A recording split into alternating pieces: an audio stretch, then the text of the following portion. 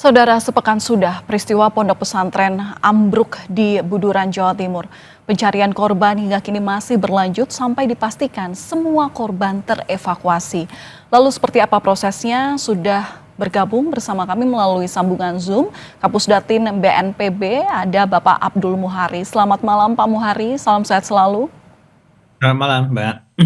Pak Muhari, kami mengapresiasi dan kami juga menghargai segala upaya yang dilakukan oleh tim penyelamat gabungan yang untuk mengevakuasi sejumlah korban di pondok pesantren Buduran. Nah, tapi Pak, untuk kali ini kami pasti akan membutuhkan update data bagaimana proses identifikasi ataupun juga proses evakuasi ini berlangsung.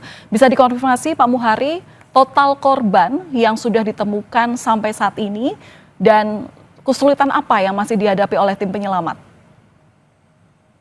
Iya, hari ini mulai dari siang tadi, alhamdulillah tim SAR gabungan itu menemukan 11 jasad, sehingga total dari korban meninggal dunia yang sudah dievakuasi itu berjumlah 61 orang. Nah, ini kalau kita berpatokan kepada daftar absensi dan data laporan dari wali santri, maka eh, korban yang masih hilang itu 2 orang. Tetapi tentu saja ini tidak menjadi patokan. Makanya tim SAR gabungan yang masih bekerja hingga malam hari ini itu fokusnya untuk membersihkan puing-puing dari secara keseluruhan.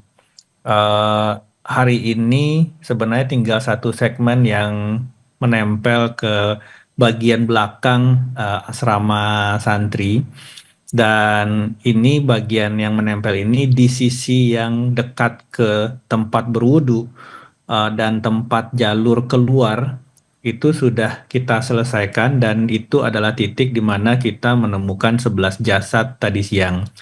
Nah, sisa malam ini itu sebenarnya bagian belakangnya.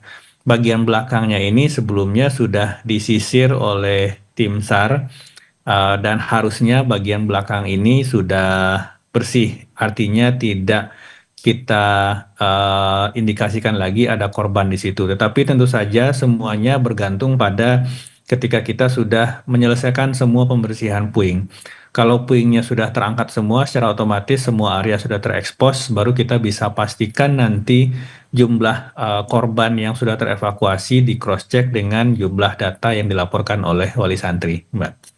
Pak, berarti hingga saat ini kalau disamakan dengan data dari pondok pesantren, jumlah santri yang masih hilang itu ada berapa Pak jumlahnya? Kalau berdasarkan data dari pesantren yang kita acu dari awal, tinggal 2 korban lagi. Oke. Berarti bisa dikatakan bahwa proses pencarian hingga saat ini masih dilakukan hingga 2 orang hilang ini ditemukan begitu ya? Benar. Tetapi tentu saja, sekali lagi, dari 61 korban meninggal dunia yang jasadnya sudah terevakuasi, selain dari jasad utuh, itu kita tim SAR gabungan di lapangan juga menemukan 7 body part. Yang ini tentu saja harus diidentifikasi lebih lanjut bagian mana yang merupakan salah satu bagian dari anggota tubuh dari satu atau dua jasad atau mungkin 3 jasad. Jadi biasanya memang ketika dalam fase pencarian dan pertolongan, untuk jumlah korban yang lebih banyak dari 25 orang itu selalu biasanya ada split data nantinya ketika keseluruhan lokasi sudah bisa dibersihkan. Dan satu hal, kalau memang kita menghitungnya jasad utuh, maka eh, diperkirakan tersisa 2 korban lagi di bawah reruntuhan. Tetapi jangan lupa bahwa kita juga tim di lapangan menemukan 7 eh, body part, yang 7 ini dipisahkan dalam 7 kantung yang berbeda. Jadi tidak disamakan sampai nanti tim DVI Mabes Polri mengidentifikasi secara DNA bagian mana yang merupakan bagian dari bagian tubuh yang lain. Nah, ini nantinya juga akan kita lihat ulang apakah nanti body part yang 7 bagian ini merupakan bagian dari dua yang masih hilang atau tidak. Nanti kita akan bisa jawab itu setelah seluruhan bagian puing-puing runtuhan ini bisa kita bersihkan. Ya, oke. Berarti untuk proses evakuasi malam hari ini masih akan berlanjut atau dilanjut besok pagi, Pak? Eh, Tim shifting, mesin tidak berhenti bekerja, kita akan optimalkan menggunakan sisa waktu kalau bisa bekerja 24 jam, seperti tadi malam juga kita akan bekerja 24 jam. Oke. Pak, ini kan juga proses identifikasi itu juga sedang dilakukan secara paralel begitu ya Pak. Ada kendala terkait korban yang dinyatakan belum memiliki KTP. Sejauh mana ini mempengaruhi proses identifikasi itu Pak? Eh, ini kalau KTP rasanya itu tidak menjadi kendala ya, karena wali santri sudah diambil sampel DNA dan memang ada beberapa jenazah yang mungkin sulit dikenali karena dampak dari terhimpit atau terhantam balok beton yang besar.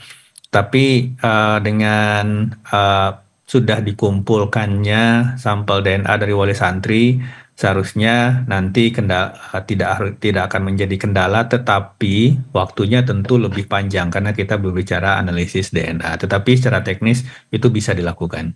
Iya Pak Muhari, selain proses evakuasi, kemudian proses identifikasi yang saat ini masih berlangsung, tentu juga ada penanganan darurat, pendampingan dan pemenuhan kebutuhan dasar bagi keluarga yang hingga kini masih berada dalam posko di pondok pesantren itu. Terkait hal ini, adakah atensi dari Presiden, arahan khusus terkait dengan penanganan seluruhnya ini Pak?